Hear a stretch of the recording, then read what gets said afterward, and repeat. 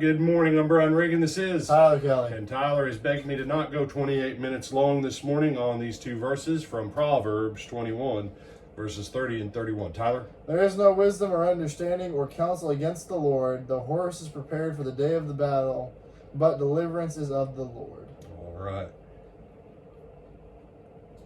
What New Testament passage does verse 30 make you think of, Tyler?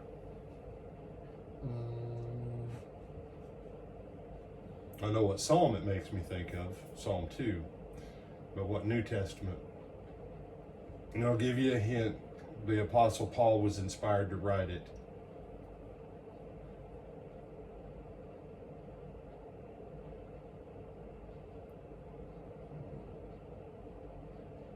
About 1 Corinthians. The wisdom of man is as foolishness to the Lord, and the foolishness of the Lord is wiser than the wisdom of men.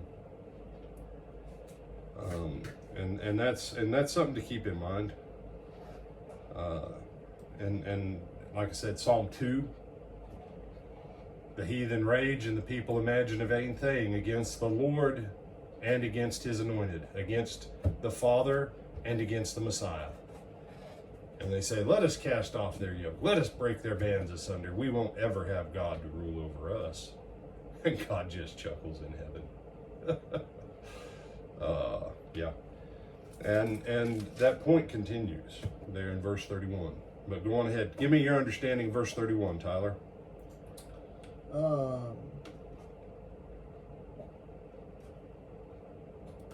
Imagining a battle that's in a physical sense, but the deliverance is of the Lord, so it's talking about God is the one who delivers the battle, not the soldiers or the horsemen and the cavalry or whatever. Okay. And that's pretty good. That's pretty good. You can have the best cavalry ever. Mm-hmm. But those horses could step onto the field of battle and all of them turn and run. Why? The outcome of the battle belongs to the Lord. To which I would throw out things like D-Day. If you remove D-Day from patriotism and all the little movies that people have seen on it, and you look at it for what it was, D-Day was actually a catastrophic failure. It would have been even worse had the Lord not turned every factor of nature to their advantage. You know, someone, no, you can't say that. Those men died. Look, I'm not talking about the sacrifice of the men who went off of those ships, those landing craft. I'm not talking about that. I'm talking about those clown heads that were sitting there in Britain with this ridiculous plan. It was like they said, oh, let's find the most heavily fortified chunk of beach and let's land everyone on it. That's how we'll take the Germans. While they're up on hills, aiming down at us, behind barricades and everything else. Yeah.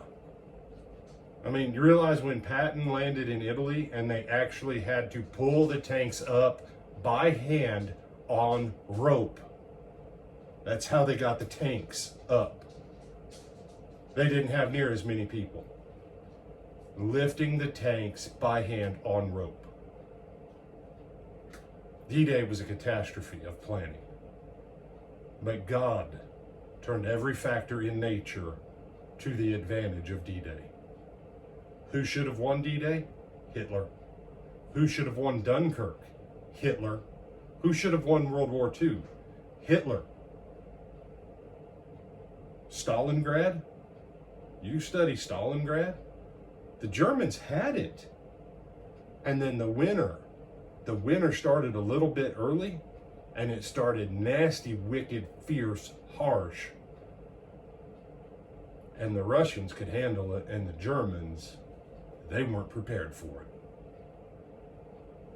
And that allowed time for the Russian troops from Siberia to finish their 3,000-mile march on foot to reinforce them. And that was the end of Germany in the East. Horse is made ready for the day of battle. The victory belongs to the Lord. So, something to keep in mind. Our best plans and schemes, if God's not with us, then that probably means the devil is. So, anything you want to add, my brother? No, sir. All right. And you understand I'm not praising the Nazis, the Yes. Germans, Nope. the Russians, Nope.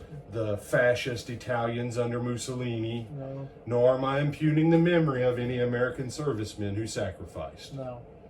I'm just saying some of those generals were dinglings. Brian Reagan, this is. Tyler Kelly. We bid you good morning.